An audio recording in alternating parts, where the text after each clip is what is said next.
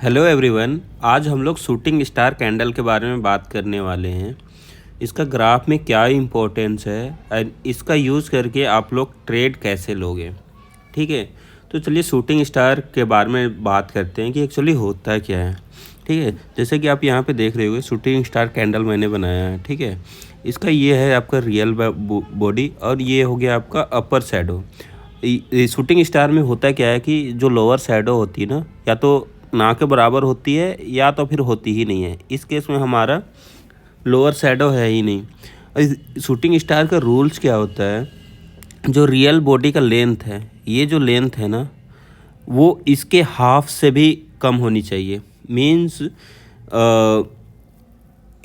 जो अपर शैडो का जो लेंथ है वो रियल बॉडी के लेंथ के डबल से अधिक होनी चाहिए। एग्जांपल ले लेते हैं, अगर मान लो इसका लेंथ 20 है तो इस रियल बॉडी का लेंथ लेस देन 10 होनी चाहिए। मतलब 5 भी चलेगा, 7 भी चलेगा, 8 भी चलेगा।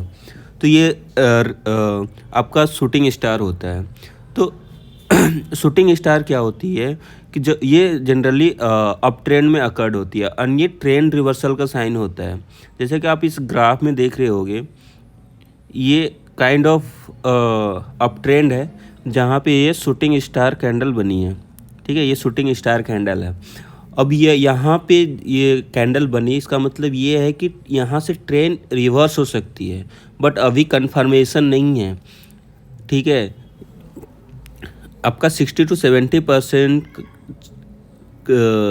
कंफर्म हो गया कि यहाँ से ट्रेंड रिवर्स हो सकती है। तो आप इसके कंफर्मेशन के लिए या तो नेक्स्ट कैंडल का वेट करें या तो फिर कोई टेक्निकल इंडिकेटर का यूज़ करें। जैसे for example MACD, 9 day moving average, 9 day EMA, ये सब का इस्तेमाल कर सकते हैं। तो चलिए नेक्स्ट सब्सिक्वेंट कैंडल का बात करते हैं कि ये अगर अकर्ड हुआ तो फिर हम कैसे ट्रेड लेंगे।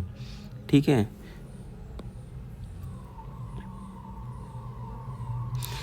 ठीक है। तो नेक्स्ट सब्सिक्वेंट कैंडल या तो इस रियल बॉडी के बीच में खुले और जिसका जो क्लोजिंग हो ना वो इसके लो को ब्रेक कर दे। ठीक है, काइंड ऑफ इस तरह से। तो आप इस पर्टिकुलर पॉइंट पे आप ट्रेड ले सकते हो।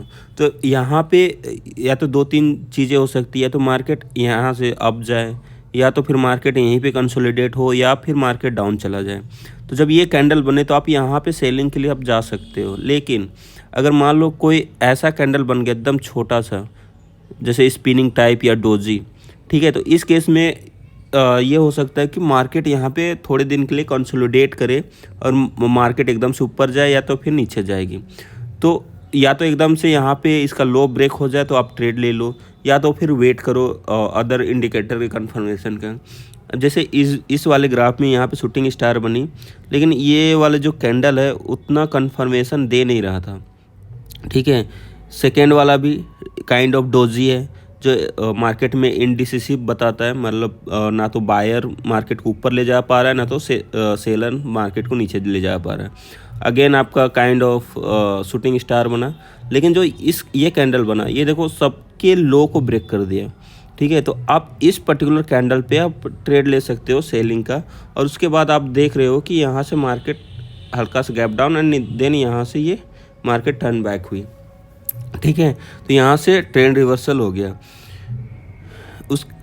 इसी के जैसा होता है एक इन्वर्टेड हैमर, बस डिफरेंस ये है कि ये इन्वर्टेड हैमर जो है वो डाउन ट्रेंड में होती है। तो सेम रूल्स हैं कि आप नेक्स्ट कंफर्मेशन कैंडल का वेट करो। ठीक है, अगर वो यहाँ खुलती है और इसके लो को ब्रेक कर देती तो आप यहाँ पे ट्रेड कर ले लो। अगर कैंडल इस तरह से बनती है, ठीक है, तो ये कंसोलिडेट हो रहा है, ये अपने सपोर्ट जोन में आ चुका है। तो अब तब तक ट्रेड नहीं लोगे जब तक सारे के हाई को कोई कैंडल ब्रेक ना कर दे। अगर कोई कैंडल ऐसा बनता है तो आप यहाँ पे पर्टिकुलर पॉइंट पे ट्रेड कर सकते हो। और अगर आपको मोर कन्फर्मेशन चाहिए तो आप कोई इंडिकेटर यहाँ पे ड्रॉ कर सकते हो एंड उसका कन्फर्मेशन लेके आप बाइंग के लिए जा सकते हो इन्वर्टेड हैमर के बेसिस पे। तो चलिए अब बात कर लेते हैं लाइव चार्ट में इसका यूज़ कैसे होता है। ठीक है, तो जैसे मैंने एक स्टॉक का चार्ट मैंने खोल रखा है। ठीक है, अब यहाँ पे आप देखोगे तो यहाँ पे एक शूटिंग स्टार बनी है जिसका long upper shadow and lower shadow एकदम नेग्लिजिबल के बराबर है। अब यहाँ पे जो नेक्स्ट कैंडल था उसने इसके लो को एकदम से ब्रेक कर दिया, तो आप यहाँ पे ट्रेड के लिए जा सकते हो।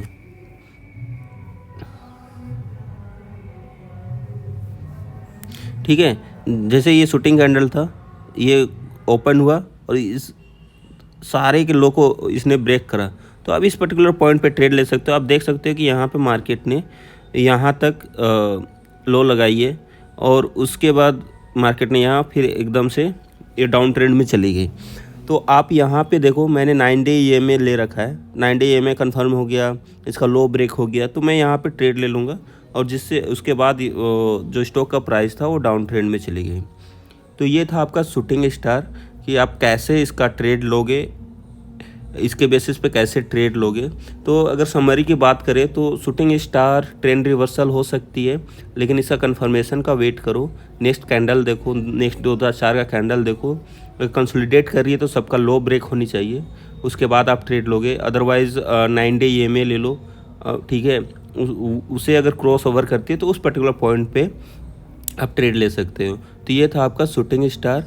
अगर आपको वीडियो थोड़ा सा भी अच्छा लगे तो लाइक एंड सब्सक्राइब कर दीजिएगा। Thank you.